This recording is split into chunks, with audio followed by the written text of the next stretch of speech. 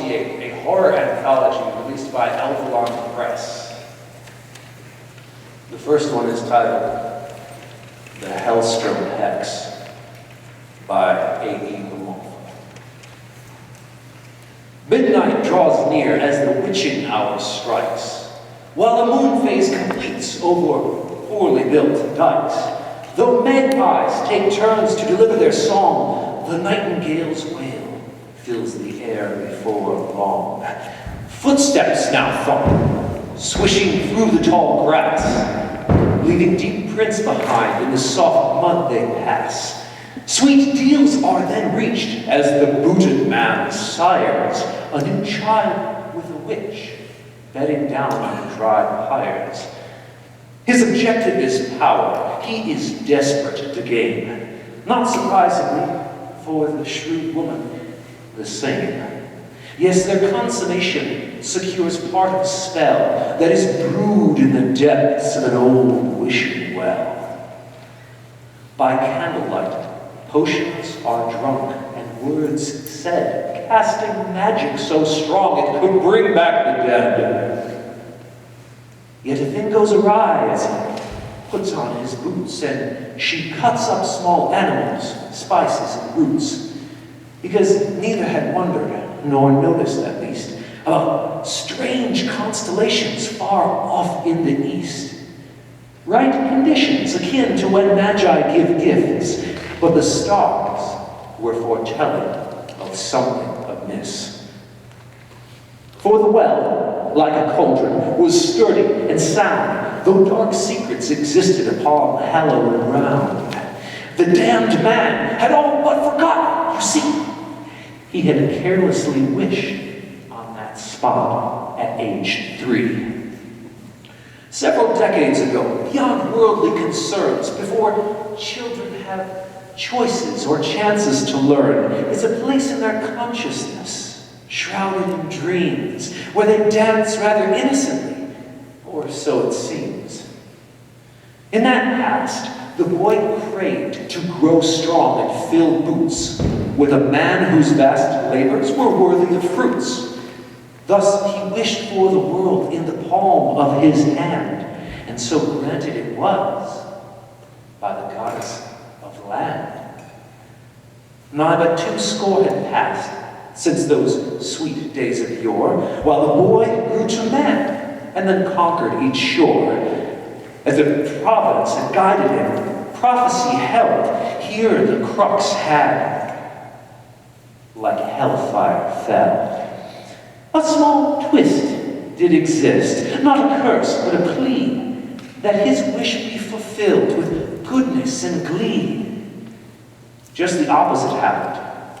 He ruled out of fright over people with bloodshed, money-bound might.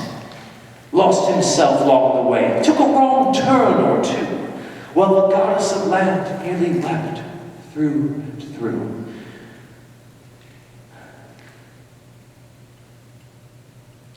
Tally-ho to the present. He had stalked all through life, and now sired a child without love nor with life.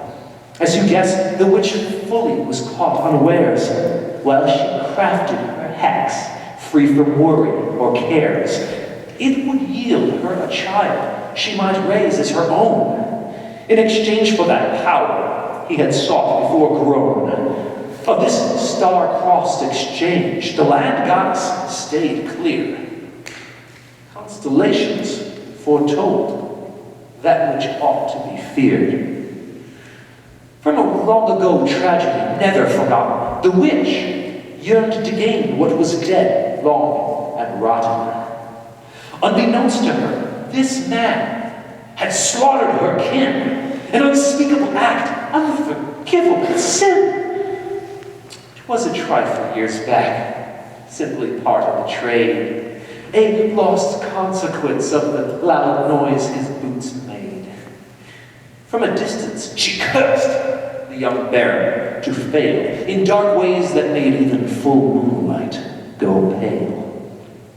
However, he still found success through his greed, and it came back to bite her, now poisoned her seed. For after the dry pyres burned down to ash, and the poorly built dikes broke, as rough waters crashed, and assurance was made by the strength of the stars, a Hellstrom that plagued the two heroes of ours.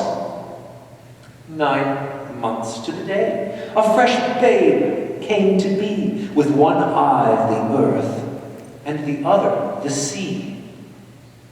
A son cloven in wit, with a knack for the art of both sorcery and fencing. He was rather smart. Her young spell sword, she called him, with a heart pure as gold, was a gift to the world, as had yet to be told. Fair-haired and fair-minded, spell sword grew until the young man recognized a deep void yet to fill. Ran from home when he learned of the deal that had wrought the black magic upon which his bastard birth brought. Turned to ice he became, and so entered the fray of a world in which warmongers kept all at bay. Yet this cunning exploit played out as the witch hoped, for it tied up the end of a noose made of rope, woven when the young baron had killed her whole tribe, except she, who kept flames of deep vengeance alive. Soon the son that she bore with the booted man would take revenge on the baron for once and for good. Unbeknownst to the witch, though, or even their child, the booted man once was a baron gone wild. Blinded by his intent, he gained status and power, long forgetting his wish or that shared witching hour. From a baron of boots to the king of the land, still not satisfied with the whole world in his hand, the swift rise of that baron was privy to all, and it seemed the new crown started out fit to fall. He had wronged many people, and Spellsword had heard of the Baron King's exploits, both vast and absurd. Seeking justice, our Spellsword conspired to dethrone the corrupt old king, taxing the poor we owned. Such a leader the young man became overnight, a shepherd of sheep who were ready to fight. The old witch, like the goddess of land, merely viewed all the chaos and bloodshed that sadly ensued. In small pools of cold water, the shrewd witch would scry, watched her son through soft visions, alone she would lie. In these moments of solitude, there also came a stark revelation of 3 men, all the same. Far too late, the witch learned that which could not be undone, for the baron, the king, and the boots were all one.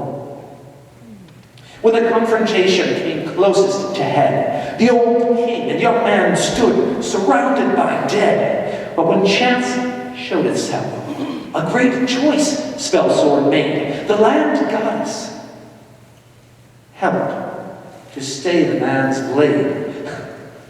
And the irony, we might laugh heartily so, for instead of delivering one final blow, Spellsword spat on the ground.